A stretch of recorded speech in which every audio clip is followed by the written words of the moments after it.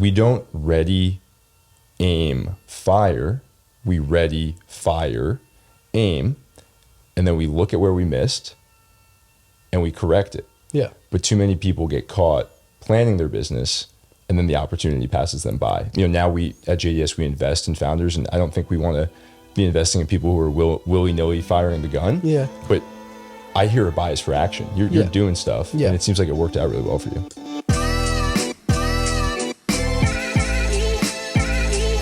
Welcome back for episode 3 of Inside Moves. We're here at the Slam headquarters in New York City, and I'm with Adam White, the CEO and founder of Front Office Sports, covering all things business of sports. Adam, thanks for joining us. Yeah, thanks for having me. As I was saying, we used to be roommates in our old co-working space, and now you guys have your own space, and so do we. So it's good to see. Yeah, good to see. So I think the best way to start this is go all the way back to the beginning for you. I guess kind of the beginning, but 10 years of Front Office Sports, correct? Yeah, 10 years in June, yeah. And my understanding is that Front Office Sports was founded as almost an accident, as like a school project while you were at Miami. Yeah, total class project. So started after end of my freshman year. We were doing informational interviews with people who worked in sports, and some of the kind of advice that we were given was the fact that like sports is a lot about who you know, not what you know. And so for me, I said, well, okay, if I'm going to do these informational interviews, what if I do more of them? So I went back home to Phoenix for the summer, and while I was there, I was still playing baseball, and basically I was like, it's 110 degrees out. I'm working out in the morning. I'm playing baseball at night. What can I do in between to make sure I'm making professional strides? And so it was like, hey, what if I did more of these informational interviews? And from there, I basically built a Wix website. I like to joke with people we were dark mode before dark mode was cool because our first website was black with white text versus like what it is today. And so it's funny to think back on. But yeah, basically just started, and I just started to call people up, and I said, hey, let me tell your story because everyone loves talking about themselves, and it was an easier opportunity versus like, hey, let me pick your brain. Mm-hmm. And really the original goal was by the time I graduated college to be able to make sure that people in decision-making roles knew who I was, so that by the time I graduated, I would be able to not walk right into a job, but at least if I applied for a job or I knew someone there, that they would know who I was, not that I was just one resume in a stack. And long story short, I thought I was going to get a job with a sports league / governing body, and we did like 10, 15 rounds of interviews, which is pretty crazy, and thought I was going to get the job, ended up not getting the job. So I went back to Miami. I lived on campus all 4 years while I was at school there. And so my kind of like student housing was up. And I was like, I don't got a job. I really don't have any money saved. I have like a $600 Ford truck. So, I figure this out. And I was like, well, I have this website. And so I said, well, what if I just go back to doing serving and food service and all of that stuff, because I served my way and managed restaurants through college. And so I was like, well, what if I just go back and do that and then work on the website and see what happens? And I said, the worst thing that happens, I do it for a year and it doesn't net out to anything and I get another job, or maybe something happens. And lo and behold, here we are 10 years later and something has happened. And now we're just, I feel like, really starting to find our stride. But yeah, back then, and it's so funny, I go back to all of the things that we did in the early stages, like none of it was meant to be set up to be a business. Like, we really didn't incorporate as an LLC until a certain time period. Like our first domain was like frontofficesports.org because frontofficesports.com at the time, someone was squatting on it. It's not the most crass, or it's not the most crazy thing to say, but it was a premature ejaculation website. So I couldn't buy frontofficesports.com. So frontofficesports.org is what we originally were. So it's just like, and then we changed to frontofficesport.com and like all these other things. And eventually, I think we've only had the frontofficesports.com domain for, I don't know, probably like 4 years. Eventually I was able to get it. But yeah, it's just like those little things early on where it was like, we didn't even think about it wanting to be a business. And so a lot of that helped too, because you learn a lot from that. But yeah, it's funny to look back on it now. I heard you in an interview say it was like an accident, and it really does sound like that. Who were you interviewing? How serious was it? And how good was that content? Yeah. And was there like a point where things started elevated? You started, interviewing better people. Yeah, totally. I mean, look, I did 110 informational interviews the first year, so I was doing Wow. a ton of them. The first one I ever did was with a guy by the name of Ravi Shah, and he was a social media coordinator at this thing called the Sports Quotient, which is a website that I don't think exists any longer. And it was so funny because like that first interview was 2 hours long. And what I quickly realized was that I would have to transcribe these interviews, and transcribing a 2-hour interview takes 4 hours. And so I was like, oh, this is never going to happen again. So I went from like having 10 prepared questions to having like 3 prepared questions, and then maybe a couple other ones. Cause I was like, nah, this could be max 30 minutes. And so, yeah, that was the first one. And it just kind of snowballed from there, right? Like I would say, hey, are there any people you would recommend I speak to? And then we just kept going and going and going and going and going. And so it was really just about like, by the time I got to 110, like I moved myself up the ladder of people who were interviewing. It got to the point of the person who was running marketing at Adidas, and then the general counsel of an NFL team, and then this, that, and the other, right? And then personalities and these things. I mean, was the content good? I'm not like a editorial person by nature. Like I didn't study journalism or anything like that. I think it was good for what the site was at the time and what the business was at the time, which was career advice driven. It was really focused on, our whole thought process was like everyone talks about the athletes. No one talks about the people who, kind of behind the athletes or behind the scenes. And so that was my whole focus, is like, how can we make sure that we're highlighting those people in a way that's like unique and interesting, and selfishly gave me access to people who I hopefully could eventually work for or work with in some capacity. And so, yeah, did all of that, and it was really interesting to see as the progress evolved and things like that. And then people started asking us, hey, like, can you start covering news? Can you start writing articles? You should be doing this. You should be doing that. And so it's funny, we didn't get funding until, the end of 2018. So really the business started in 14. We were about 4 years in. But over the course of that 4 years, I basically did hundreds and hundreds of pieces of market research, because I would just ask people when I was having the interviews, like, what is missing? What else would you like to see? What, this, that, and the other. And all these people would tell me. And so by the time we got the money, I basically told our original investors, I was like, well, I have a pretty good directional understanding of what can be done if we do this right, based off of all of this feedback that I've gotten. And so, look, I think would the business be where it is today? I always say this, would the business be where it is today if we would have got the money day one? No, because I don't think we would have learned. And I think we would have been guessing and trying to figure out what people wanted. And so it was actually a blessing in disguise by the fact that we waited, or we didn't get the investment until, 4 or 5 years into it, because the fact at that point, then we'd already built a little bit of product market fit. And we also realized finally, like, hey, like, this is what people want. So if we have the money to give them what they want, we're hopefully in a good spot. Yeah, that's really cool. The thing that all of this reminds me of, I had a professor at Duke. I took an entrepreneurship class. Did you go to Duke? I went to Duke, yeah. Oh, wow. I went to Miami. What are we doing? Yeah, I know. We can get into that It's at some tough. point. We'll get it's into tough. it. The fact that we've lost to Duke more on the football field in the past few years than on the Crazy. basketball court. Crazy. It's very a basketball sad. school now. I know. Hopefully, I don't know. This year was horrible. Yeah, it was a letdown. You guys had basically an entire Final Four team back. -2 people. Yeah. That was a shocker. Larenega's still there. Correct? Yeah, it was a bummer. But football, as soon as like it's it's everything. As soon as like you're out, they just find a way to pull you back in. Yeah. It's like, oh, we got Cam Ward to transfer, and yeah, it'll be fun. Yeah, we'll see. So you were there.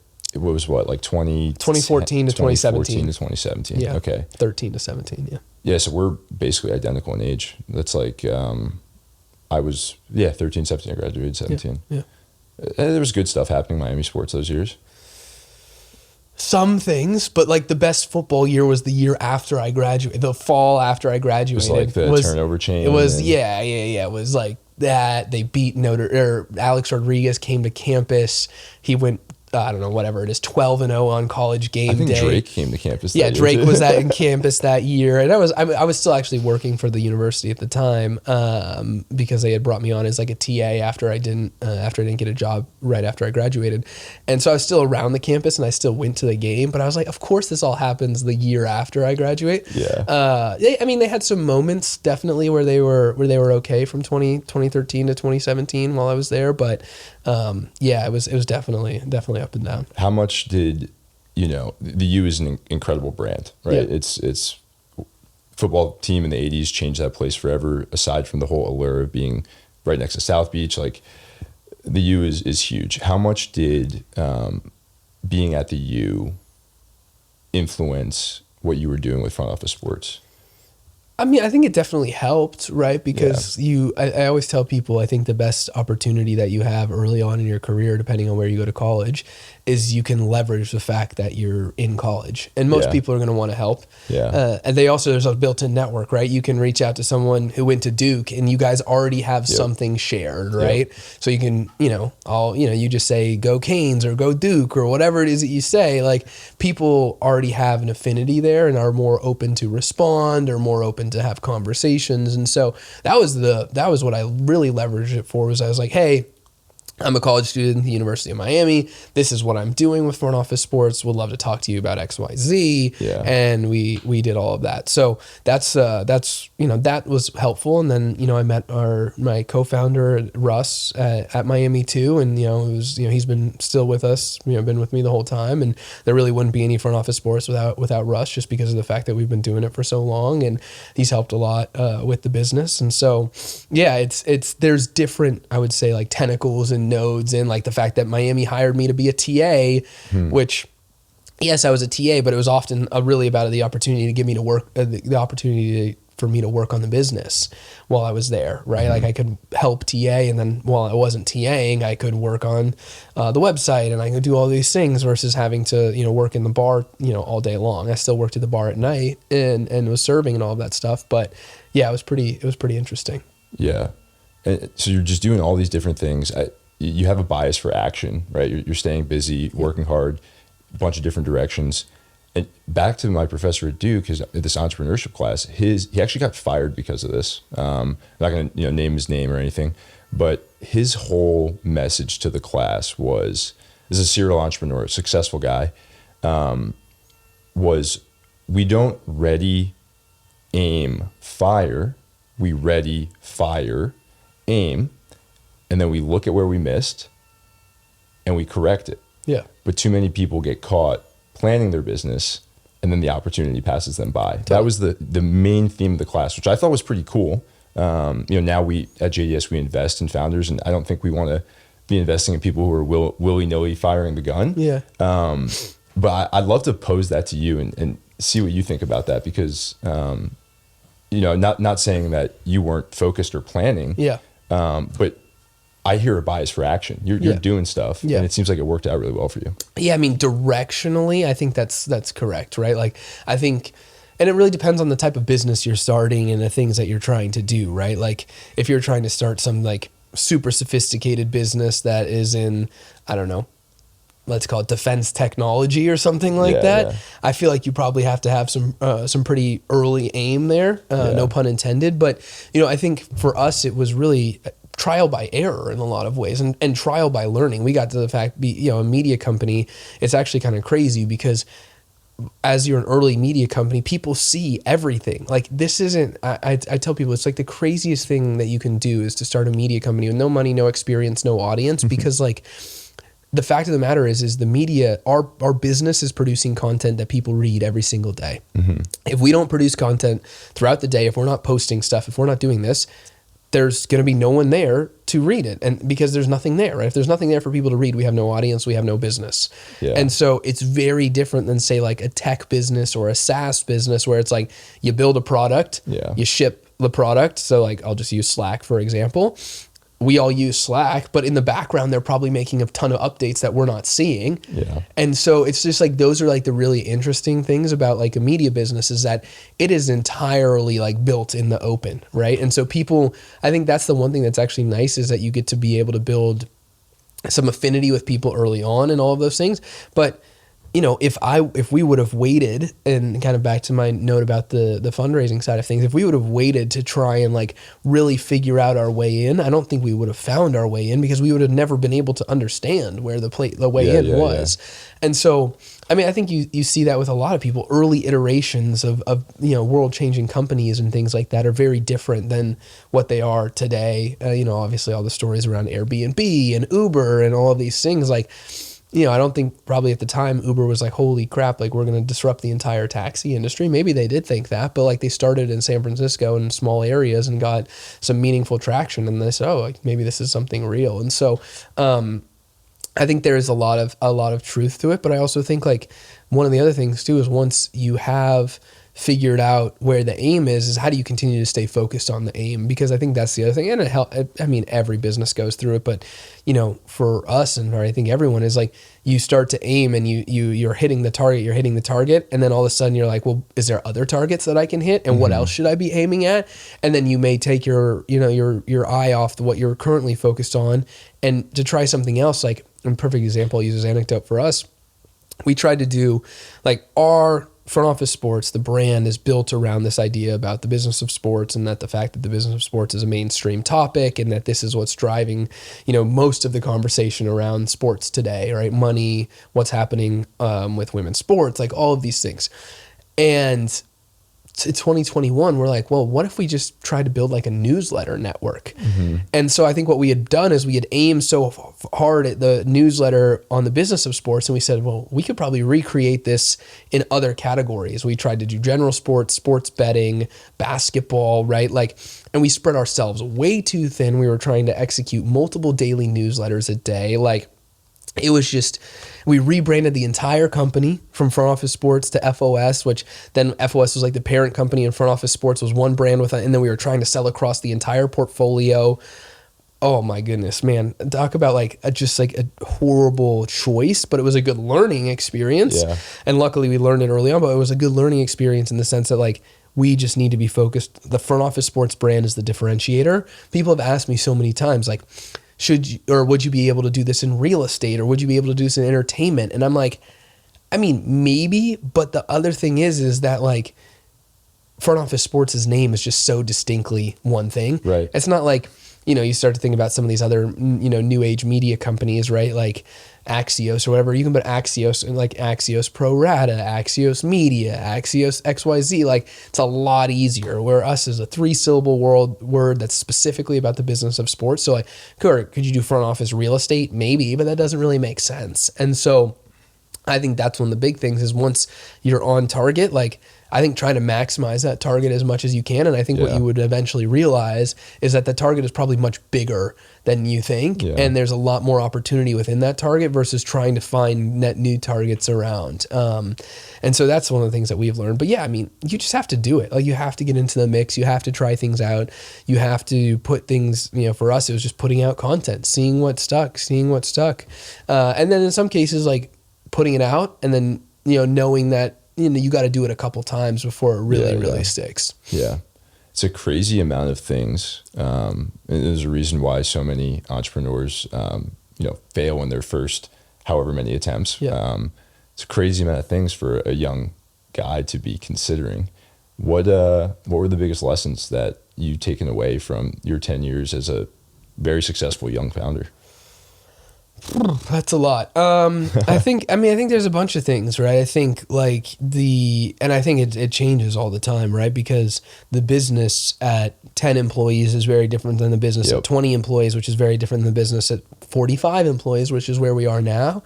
And also like our 5 years as a business, right? 10 years as a brand, but really 5 years as a business. The last 5 years have been the first full-time year of a business, which we were just trying to figure out what the heck we were doing. We got a little bit of money. We're like, holy cow, we're living in New York. I'm sleeping under the desk because I was living at 150th and Broadway when I first moved to New York, and our office was in Midtown. So if I stayed late till like 8 or 9 o'clock, I'm like, man, do I really want to take a train 45 minutes, whatever? Like, I don't know about that. So I was like, I would just sometimes like sleep at the office, right? You can't really do that anymore, right? At this point. So I think there's lessons learned along the way for sure. And I think you have to understand one of our big sayings that we have is like, what got us there isn't going to get us there. Mm-hmm. So what got us to this point most likely is not going to get us to the next point. There'll be some things that we can take to this point in understanding and things that like philosophy and like things like that, but like our, kind of North Stars, how do we basically build like the Wall Street Journal of sports? If we're going to do that, like our editorial needs to continue to evolve. Our offerings for our advertisers need to continue to evolve. Where we're showing up with events need to continue to evolve. We pivoted our entire advertising strategy from, working with endemic, like smaller brands to big, multinational brands like Rocket Mortgage and Acura and Hulu. And that's an entirely different strategy, an entirely different team, an entirely different support system, an entirely different sales cycle. But we saw like, that's really the only way for us to drive real meaningful growth for the business. And so I think like that's the one thing is like you have to constantly iterate and evaluate, and like, yeah, I think core fundamentals have to be there, right? Like we really want to be a premium brand.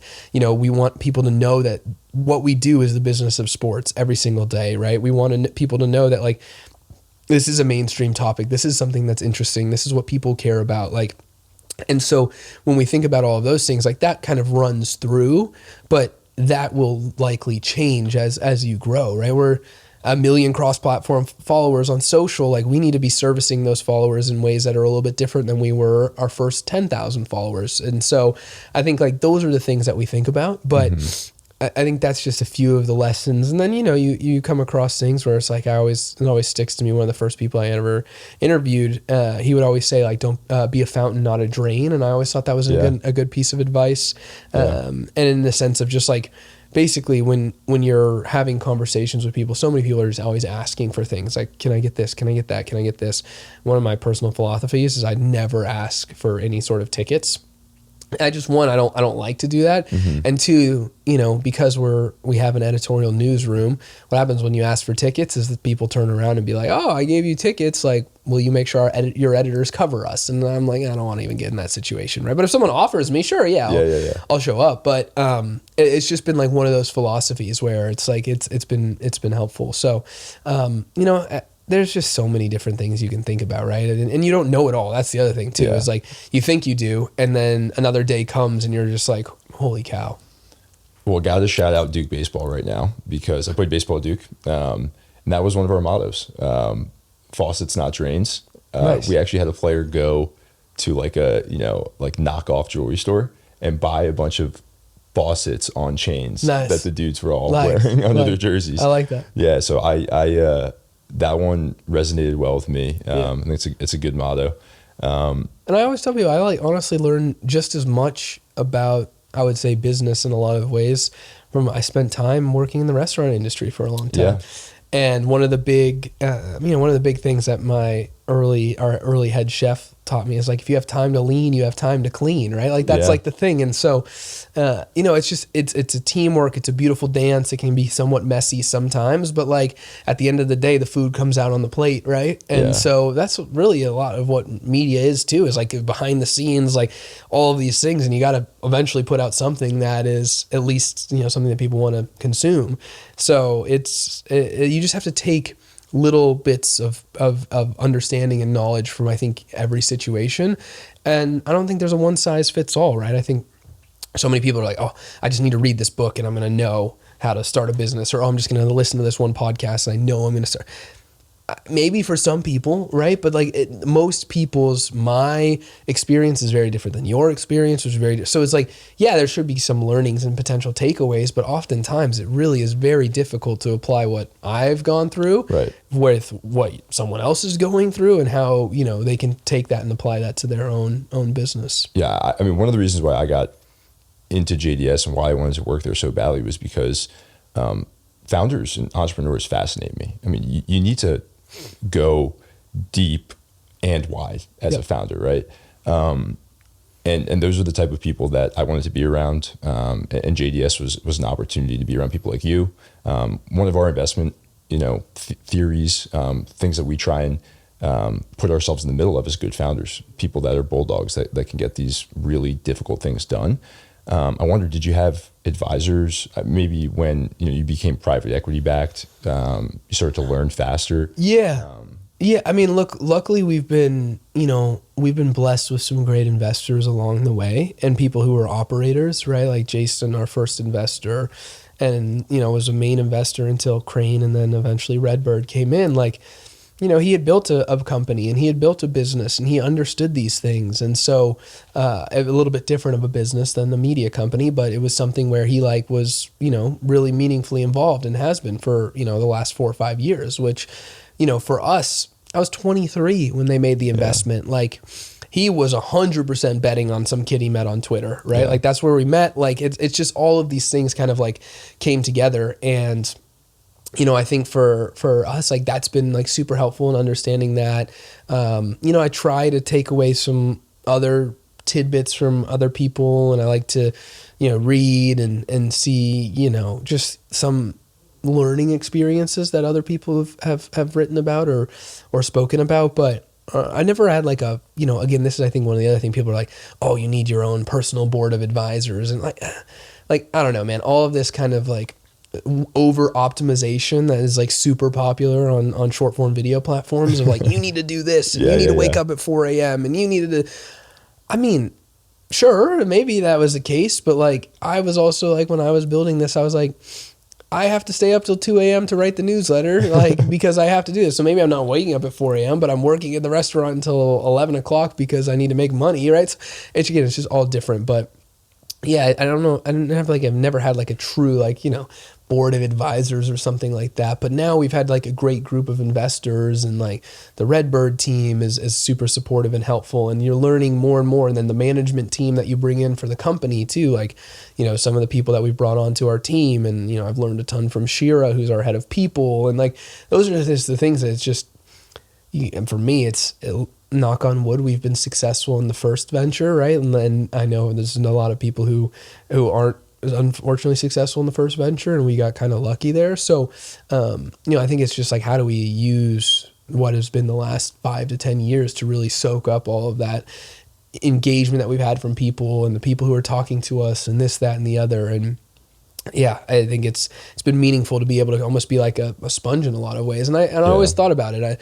When we first got investment, I said, look, like, my hope is this works out. I believe it's going to work out. But if it doesn't, like, hopefully I meet a lot of the right people and that my next thing will be good. And if it does, then I also met a lot of the right people, and I'm going to hopefully be in a situation that by the time, you know, we decide to like, hey, sell this to some other media company or whatever it may be, we can be in a position where we're like, wow, like, we really spent the last 15 years or whatever it was meaningfully building a business that hopefully for the rest of our lives is going to pay off with the relationships we've made and the people that we've met and all these other things.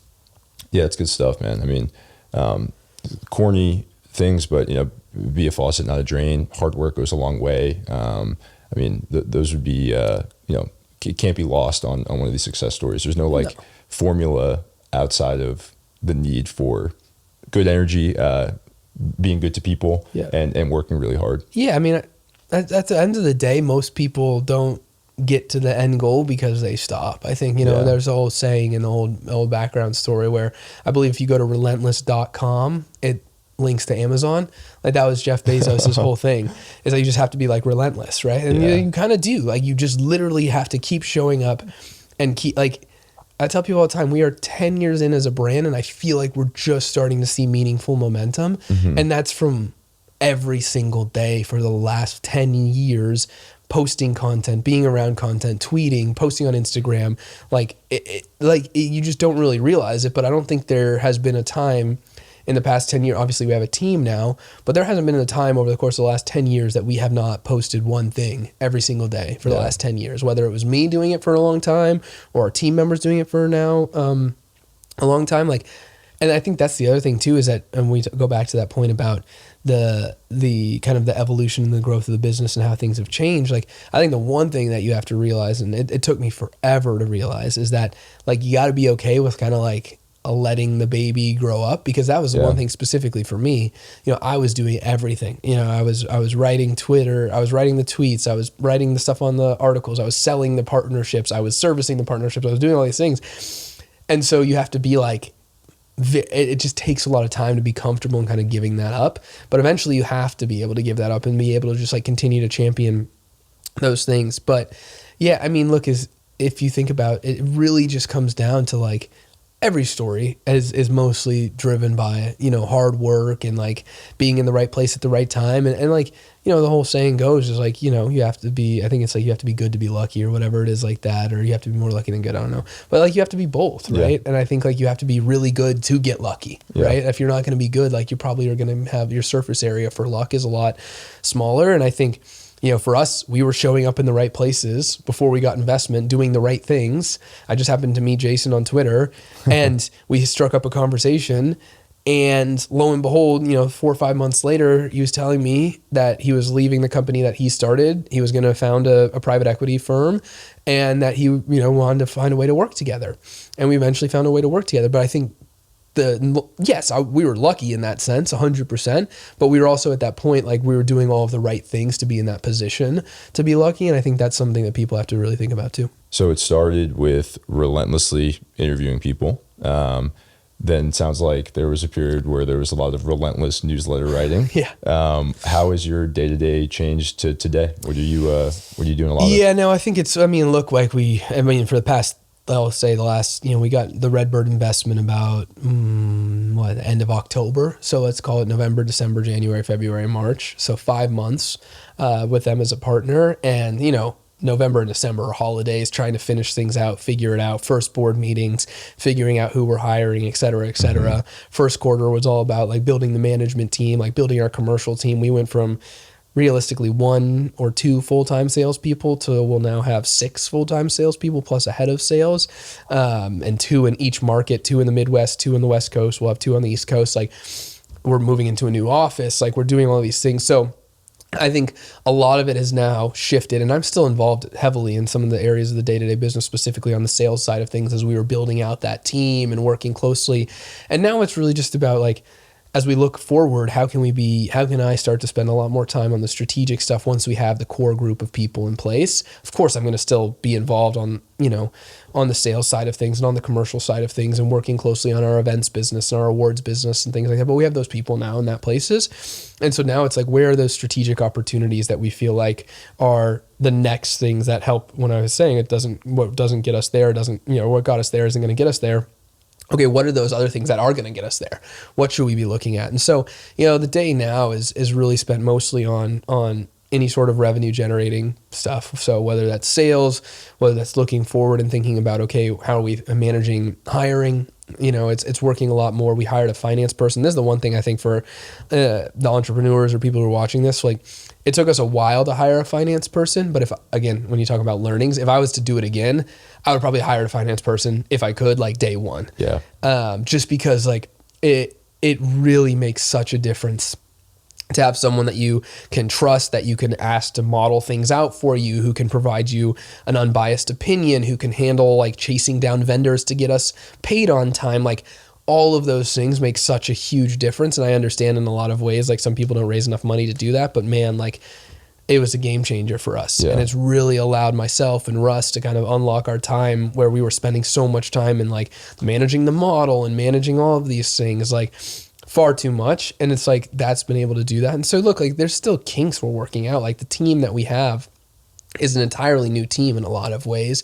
There's some people who've been around, but again, that's the other thing too, is you have to realize and have, straightforward conversations with people too. It was like, not only does what got you there isn't going to get you there, sometimes the people who got you there, unfortunately, aren't going to get you there. And that's nothing against any of those people, right? It's just more so of, like, the business has outgrown some people in a lot of ways.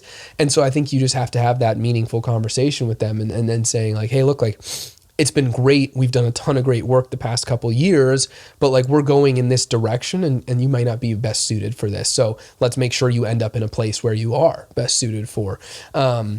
And that's just another thing. It's so tough, and it's so hard to do those things and have those conversations, but it's a real thing that you have to do. And I probably early on would have just been like, I'm not going to do these things. But at the end of the day, it's actually a net positive for everyone, right? Mm-hmm. It's a net positive for the business. It's a net positive for the employee, because you don't want people who are trying to be something that they're not, and a situation that's just not positive for them. So that's one of the things that we've learned too. And again, like, these are things that you pick up throughout. Yeah.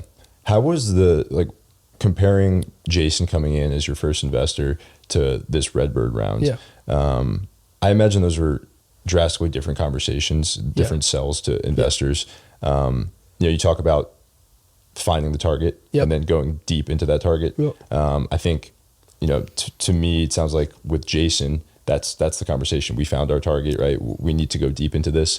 To get somebody like Redbird now to invest, was the conversation different? Is it still, this is our target, we're going deep, or is it there are XYZ growth opportunities outside of this original target? I think it goes, this is our target, we can make it bigger. Yeah. Right. And I think like, let's work with you to make it bigger. Right. Like we've proven that.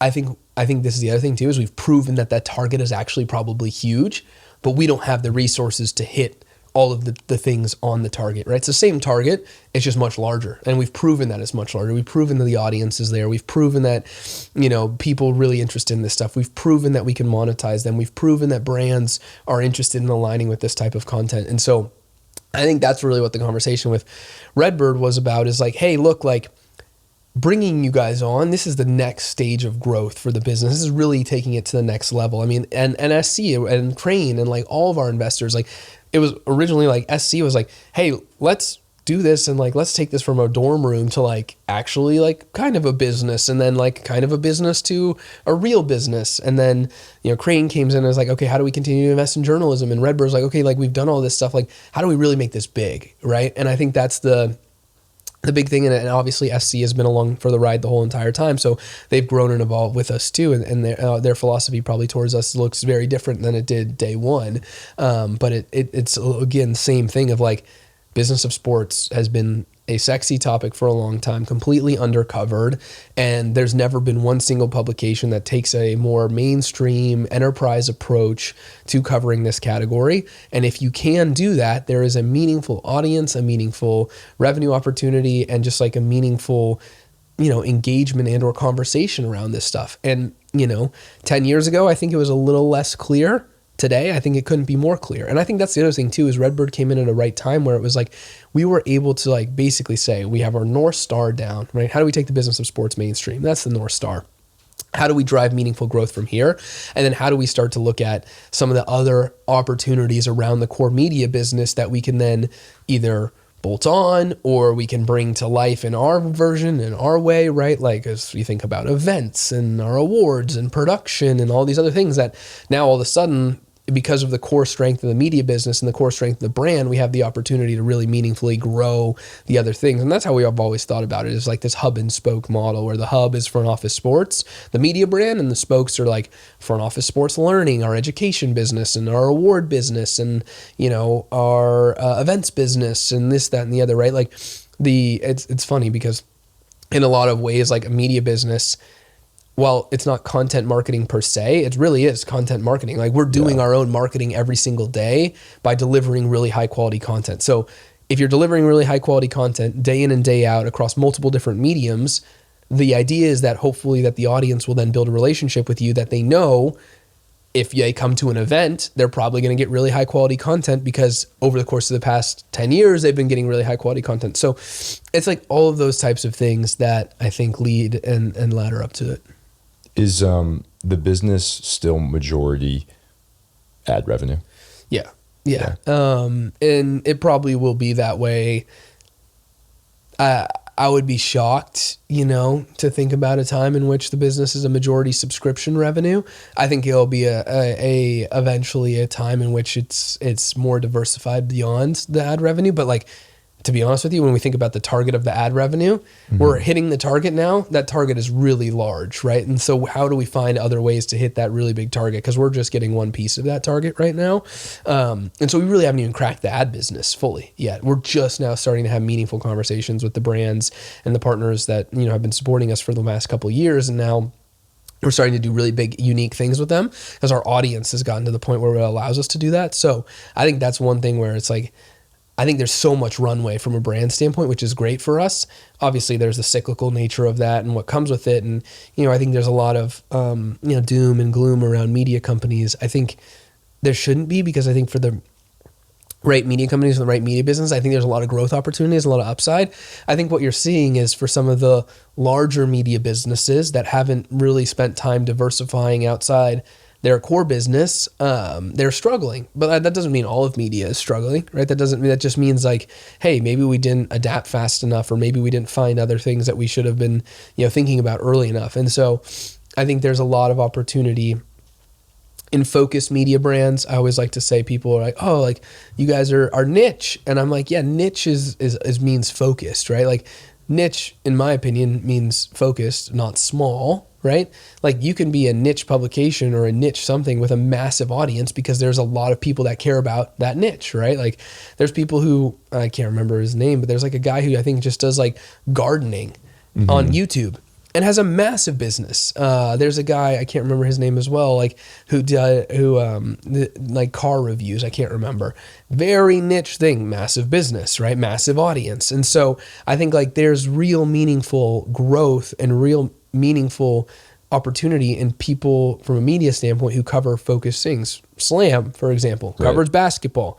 Great media brand, has been a strong media brand for a long time. Like, and all they do is cover basketball. People know that's what they cover. Brands know that's what they cover. There's alignment opportunities. Like, and I think what you're going to see is like, you're going to have all of these like, you know, massive enterprise business or news businesses, the Dow Jones, the New York Times of the world, et cetera. Like they're obviously going to be up here. And then you're going to have a lot more like focused media brands that are going to really own the areas of coverage and areas of focus that they're on. And then probably in the middle, like most markets, you're probably going to see things that just kind of get washed out. Because they don't have the scale to get up here and they don't have the expertise and or focus to be down here. And so people kind of just are, you know, what are they really? Yeah. So for you guys, is it selling to advertisers? Is there a unique pitch that Front Office Sports has when they go to advertisers? This is who we are. This is how you're going to show up authentically. I imagine the answer is yes. And then I guess the side question to that is like, how much of it is just pure data driven? Maybe it depends on who you're talking to. Yeah, I mean, look, I think the business has had to evolve from a data standpoint, right? When we were talking with our endemic partners early on, it was like, what's our ICP? Here's like job titles and here's what we've had. Okay, that sounds good. Now it's, you know, brand lift studies and, you know, you have to like, okay, brands only allow a certain number of invalid traffic. And like, there's all of these other measurements and like all of these other things that you have to take into consideration. So, and most of them are really focused on brand performance, which is brand and performance marketing. Everyone wants the brand marketing, but everyone also wants to see down funnel results. So how are we focused on that? But when it comes to pitches to the advertisers, it's really about, for us, it's two-pronged. One, we allow brands to extend and amplify their current sports commitments. So, for example, Rocket Mortgage, big NFL partner, we're working with them in a really creative way around the NFL draft this year. They're extending and amplifying what they're doing. Then you have other brands like an Acura or a Sling TV or something like that who are like, hey, we want to be around a certain sports tentpole moment, but we may not necessarily have the money or the entitlement for that sports moment. So how can we show up with you guys during that sports moment? And I think that's the two-pronged ways in which we're approaching it and seems to be resonating from a brand standpoint, which is really good. And it really comes down to the audience, right? Like we like to tell people our audience is affluent, influential, and unduplicated, right? So you're having an audience that's 25 to 54, elevated household income, right? So they're a little bit older. They all mostly work white collar jobs in urban areas, right? And so, and in a lot of ways, because of what we cover and how we cover it, we don't have a ton of duplication with other websites, right? Like, our reader is not necessarily always reading ESPN and is not necessarily always reading The Athletic and some of these other ones. So because of that, like that's actually really good for us because then we can go to the advertiser and say, hey, look, I know you're probably spending a ton of money on ESPN, but half of our audience isn't even reading or looking at ESPN. It's just, hypothetical. And so then we can say, hey, look, like this is an opportunity to reach not a similar demographic, but like a kind of similar persona, 50% of which aren't paying attention to you or aren't seeing your brand. So that's kind of how we've approached it. And those are the ways that have been working. And how do you think about growing the subscription base? Is that really a priority? Is that something that, you guys need to do to open up margins for the business, et cetera? And is there like an example of something that, you see fits into the traditional advertising model that you guys have been running, and then something that's like, okay, this is where we can build a subscription model? Yeah, I mean, look, I think 100% there's always ideas and desire to drive growth, right? Because we feel like we've only tapped the very, very surface. And I start to see the one thing that has always been good about LinkedIn from a growth standpoint and an audience standpoint is you can see who people are like authentically in terms of like, where do they work? Yeah. Like that's huge on places like Twitter and Instagram and things like that. very difficult to, maybe unless people post it in their bio or whatever, but like those places are inherently, business driven. So now all of a sudden I can like look down and be like, oh, that's weird. We've had, just making this up, 15 people in the last hour follow us on LinkedIn from private equity. Does it have to be sports? No, but like these are just people who work in private equity. So maybe there's something there, right? And so I think with us, sports is really interesting, and it kind of sits at the intersection of all of these major industries: technology, finance, media, marketing, advertising. Like all of the biggest moments in a lot of these industries revolve around sports, right? Biggest moment in advertising, you can argue, is the Super Bowl, right? And there's a lot of money that goes towards that. It's a sports moment, right? And the biggest cultural moments of the year, the Olympics, is a sports moment, right? Like all of these major brands want to be around sports because of what they stand for and things like that. So I think that's what when I think about some of these things, like that's where the audience opportunity is, right? Because it's like, these are people who are tuned in, who are paying attention to this stuff, and how are we serving them content that not only did they not know they really wanted, but it's like we like to talk about like, this is the next evolution of fandom. Front Office Sports is helping up level your sports consumption, right? Yep. Instead of talking about what's happening on the court and on the field, we're talking about what's happening off the field, which is really honestly what's driving what's happening on the court and on the field. And so I think, look, from a subscription standpoint, I think it really comes down to refining the editorial, continuing to drive meaningful growth there. I think we could have a subscription business today, but I also think us not having a subscription business today is a competitive advantage. We've been able to grow an audience. We've been able to have a top of funnel brand awareness solution for advertisers because we haven't necessarily had a subscription. But yeah, of course, the ideal goal is to diversify the revenue into having more direct relationships with your audience. When does that happen? Probably in the next 12 to 18 months, but we don't need to rush it, right? We just are trying to, really meaningfully figure out the advertising business. We have our events business, our awards business, production, affiliate. Like there's enough there. Our education business, like there's enough there to be able to really meaningfully grow the business right now without us having to just say, hey, we need to throw up a paywall and like that's going to be the core function of the business. But I think at some point there needs to be some sort of element, because I think just with anything, like there is some sort of value exchange. Like you feel that something you're paying for is a little bit more valuable, right? Like you're like, oh, I'm paying for the Wall Street Journal. Like I feel like that's like really good, right? And so for us, it's like, how do we start to do that? Because for so long we've delivered most of our stuff via newsletter for free. And so, we have to really up level what it is that we're delivering on site and in those places to charge for that. And I think that's, one of the big focus areas for the back half of this year. Yeah, I feel like there could be I feel like there's space for something alongside The Athletic, Yeah. I mean, look, I think like all of them are kind of fit their own, their own focus areas, right? And there's like, we're not the only ones who do this per se, but like we're the only ones who do this in like an entirely focused way, right? So I think when you think about like CNBC, they cover this sometimes. The Athletic covers this stuff sometimes. New York Times, I mean, they have a whole Business of Sport pod, not as a podcast, but there's like 4 or 5 people who are focused on this. Like I just saw that Boston Celtics did a content series called The Business of Basketball with New Balance, right? Like there's people who are doing this, but like at the end of the day, like this is like what we do all the time. Right. And so I think that's where, again, when I talk about focus and I talk about like a clear point of differentiation, is people come to us. And we had this kind of, not revelation, but we had this example the other day where there was some renderings, I believe, that came out from the Chicago White Sox, and they came out the day before. It wasn't really like, it didn't really move around social too much. And then we found them and we posted them, and like everyone was citing us as the people who like shared the images. And it was like, almost like, well, wait a second, all these people are waiting for us to validate this as news, which is actually a good thing, right? Like people, if it's not, it's like, if it's not coming from Shams or if it's not coming from Woj, is it really NBA news? And I think like that's a great place to be from a brand standpoint. And, how do we continue to really lean in there? And I think that is what, when you are focused on a specific topic, specifically from a media standpoint, like you can really own that topic in ways that like people are looking to you for your point of view, for your stuff. Like that's where it becomes really meaningful. Yeah. What does that require of you guys?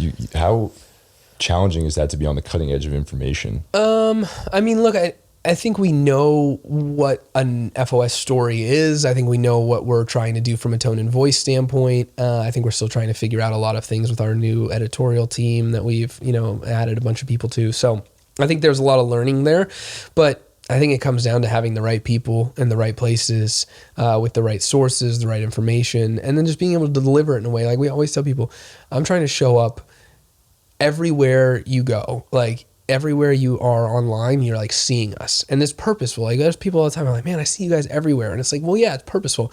When you log on LinkedIn, we want you to see us. When you're in your inbox, we want you to see us. When you're on Twitter, we want you to see us. Like, when you're on just the website, we want you to see us. So all that's purposeful, and like being able to show up in ways that make sense on the platform, right? I think that's the key part, is that for a long time, like people, I think, just tried to drive everyone back to their owned and operated web pages. And we're just like, we have to drive as much traffic to the website. And I think the websites still matter, but for us, it's like, how do we drive as much engagement on Instagram as possible, right? Well, also like still, driving people to the website, but like if we can drive tons of engagement on Instagram and we can feel really good about this, we can monetize this, and we can monetize all these platforms. And like I think that's where you have to have an understanding of like driving people and engaging with them on platform and creating content where they're consuming it, how they're consuming it. If you do it right, it takes a lot of work, but like ultimately, like we're just now starting to monetize our social platforms in ways that we've never done before. But that's because of the fact that like we've shown up authentically to those platforms for the past 5 to 10 years, and we've been able to really meaningfully move the needle. Yeah, that's great. And I feel like you guys have a lot of homegrown talent in your editorial department, like people that are really making their career through front office sports, which is awesome to see. Do you ever think about, should we be trying to poach higher talent, and bring somebody's audience to us? Yeah. I mean, look, I think that one of the reasons, and we have, a really great editorial team, and it's only getting better. One of the reasons why we have a lot of homegrown talent, when we first started this, like there wasn't really a lot of people covering the business of sports. Like it was like Darren Ravel and maybe a couple other people, and that was it. Right. So that's the one thing too, is it's always interesting. Do you hire sports reporters to make them cover business? Do you hire business reporters to make them cover sports? Right. Like it's like a really interesting question and conversation. But I mean, look, like obviously at the end of the day, we want people to become stars at FOS. Right. Yeah. I think like that's the ultimate goal, and that's the ultimate 1 + 1 = 3. But I was just having this conversation earlier with someone, like, I think now we have to be able, we've been so focused on how do we build the front office sports brand?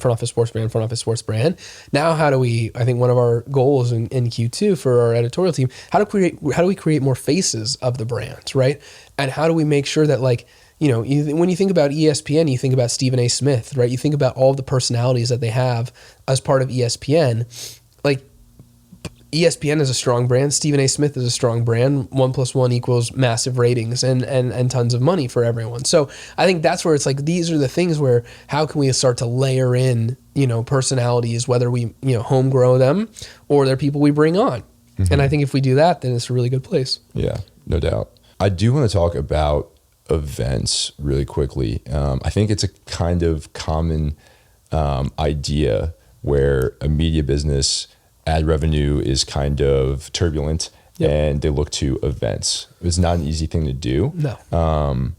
And you guys have started, would you consider awards events? It depends. I mean, it's part of it. I think in some way, the person who runs our events also runs our awards. So I think it's part of it in some way, but I think events have to be done in a way where it's like essentially an extension of your content. And I think that's also where personalities come in play. Like, you think about like some of the best business events you think of, right? They're really driven by personalities and reporters and things like that, right? So I always reference the Deal Book with Andrew Ross Sorkin event, right? Like he has his newsletter, he's built an amazing franchise, and he has this once a year event that is like can't miss with all the major decision makers, right? And that's built around him and his audience and all these things. Like that's to me like what a like really meaningfully flagship event looks like. And so it's again, like I was talking about with the hub and spoke models, you drive a bunch of authority and loyalty here. How can you bring that to life? Mm-hmm. And that's where I think the events come in, is like, it's basically bringing, especially for us as a digital brand, like we don't have a print like publication. We don't have like a physical manifestation of the brand. Like we're just in our office for the first time now. Like that's the first kind of physical manifestation of the brand. Like events are the way that your brand comes to life. And it's like, I saw something the other day. It's just like, it's like content as events or events as content. Like, especially nowadays, right? Like, we have all these cameras around us, right? Like, you go and you sit down and you have a conversation at a conference that then becomes a long form video, that then becomes multiple short form clips, that can become a story, a podcast segment, all these things. Like, at the end of the day, like, that's where it really becomes like of content too. And so I think it's just an extension of content, and it's an extension of franchises. And then it's also giving your personalities the opportunity to really take front facing roles for the brand. Yeah, that's good. That's great. I mean, we see so many companies trying to do it and failing. I think Slam is a great example of the Slam Summer Classic, a really authentic extension into events. Super authentic. I think the one thing that has to ring true is like authenticity, right? Like, if Slam tried to do, I'm just making this up, a volleyball event, people would be like, that doesn't really make sense, right? And so, like, it's the same thing for us. Like, if we were to do just like a general fan convention, people would be like, that doesn't make sense, right? Yeah. And so I think that's the big thing, is brands have to know what they're best at and know what they can do and know what their audience wants from them, and will attend or will show up for, and then they have to bring what the audience knows of the brand digitally and virtually to life experientially. Cool. So before I let you go, I like to finish these things on something a little outside the box of just the business that you've been running. You have an awesome POV perspective on really fast moving sports industry. NIL is the hot topic in college athletics right now, transfer portal, et cetera. We're about to go into the Sweet 16. You're a Miami guy. I'm a Duke guy. We love the ACC. I think the Big Ten and the SEC are kind of safe in the unpredictable future. Yep. But I'm curious to hear, like, do you think NIL is good? Where do you think we're going? Do you have any hot takes? No hot takes, I don't think. I mean, I think NIL is 100% good. Like, what, like, and I think, like, you can say, like, you can make the argument of it changes a lot of things and all of this stuff, 100%, like, definitely. But, like, you can also make the argument that more people than ever are tuning in. Like, I think the NCAA had record first round viewership in the first 10 years. Like, it's been 10 years since they had viewership in the first round of the men's tournament than they've had this past year. So it's like, obviously, people aren't like tuning out college sports because of NIL. I think it gives, specifically in basketball, I think creates a ton of more parity. It creates a ton of opportunity for people and for athletes and things like that, who are going to be able to extend their longevity and make a ton of money, right? Like, it's so funny is like, and it's true, but like the NCAA always had a commercial. It's like, I believe it's like 90% of our athletes go pro in something other than sports. Yep. Which is amazing and awesome, but like, that means 90% of that student body who's contributing to a university and or athletic department making hundreds of millions of dollars a year isn't going to see any of that, right? And of course, there's other benefits, right, with scholarships and all of these things, right? That can't be denied. But it's also like, in a lot of ways, these athletes weren't looking for the schools to pay them. Mm-hmm. They were just looking for ways to make money while they were playing. Right. And so, like, is it crazy to think that Caitlin Clark can have like a basketball camp now and make $100,000? Like, that seems like amazing. What's wrong with that, right? Yeah. And so I think like that's what, when I think about it, is like you basically just said, hey, look, there's a free market. I think some of the stuff with the transfer portal, and I think things need to be refined. Yeah. And I think, and that's just always a work in progress. But overall, like, I think it's a net positive to the industry. I think it's changed a lot, but I think it's also created a lot of opportunities, right? A ton of opportunities for schools like Miami, a ton of opportunities for things like that. I think also too, hopefully, just like what we're seeing with regulated sports betting and sports gambling, like a regulated and or policed NIL market is going to make sure people aren't getting taken advantage of too. Yep. Because I think we would all be remiss or a little bit naive to say that this wasn't happening ever before. Like, people weren't getting paid under the table, and people like Miami obviously had the Devin Shapiro scandal. Like, this was definitely happening. It just wasn't happening in the open. And now it's happening in the open. And now you're talking about people who, Caitlin Clark, and we can just use her as an example because we're talking about her, but like, she has massive brand deals with like State Farm and all of these people a year and a half before she was going pro. Like, that's an opportunity for her to build a brand and a relationship with State Farm that she can hopefully carry on for the rest of her career. And like, that was something that you just 24 months ago or something like that, maybe 36 months ago, wasn't possible. Which, at the end of the day, look, the universities are still going to make the money, and all the money that they have And I think now it comes down to like, how do they figure out, is there a revenue share with something? What do they do with football as it relates to universities, because it's the lion's share of revenue for Power Five? You know, I think just, again, there needs to be a little bit more forward thinking and modern approach to it, because at this point you can't stop it. It's here. So how do you figure out? And I think what you're seeing is the best schools are figuring out how to use it to their advantage in the best ways possible. Yeah, I hear a lot of pushback from, you know, boomer sports fans, older sports fans that are, oh, I hate NIL, it's ruining things. I do see the negative things that are happening out there. I think more so though, it's the combination of NIL and the transfer portal. Yeah. The transfer portal is making a weird situation where, you know, a coach can't influence that, isn't guaranteed to be able to influence that kid for 4 years and grow a team. Correct. Which there are those fringe situations where we want to give that kid the power to get up and go find a new situation. And you know, you put it perfectly. We just need to learn how to police these things better. But to argue that paying the athlete, allowing them to monetize their own name, image, and likeness is ruining sports, I think is crazy. I mean, it's been happening forever. Yeah. Like, it's been happening at the Olympics. Like, they've had Rule 40, like all of these things, like they can monetize their name, image, and likeness, right? So I think it's like, and I mean, you know, as we talk about like women's sports and all of these things, like, you know, there's just now massive opportunity for these women's athletes to make, like, that's amazing, right? Like, these are people, there's really, outside of women's basketball and now women's soccer, which is growing a ton, you know, some professional women's volleyball, like, you know, you think about like the professional opportunities for people who are like in gymnastics, there really isn't. I mean, maybe now there's starting to be some more, but like now if you're a star gymnast at a college and you can make a couple $1 million, that changes your life. Yeah. And you wouldn't have been able to do that, you know, a long time ago. And I think, like, I don't know, that to me is a net positive. And I think when it comes down to the transfer portal and a lot of things, like, I feel like a lot of that discourse is like,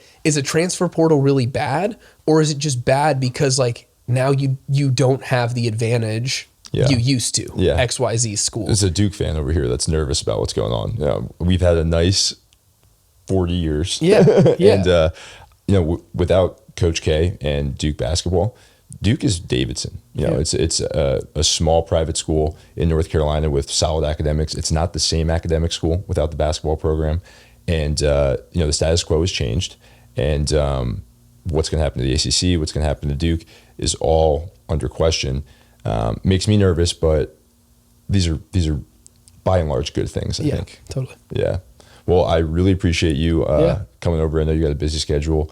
This is really good for, you know, me and what we're doing at JDS Sports to get, you know, prominent people like you to give us your time. So really appreciate it. Yeah, of course. Thanks for having me. Yeah, man.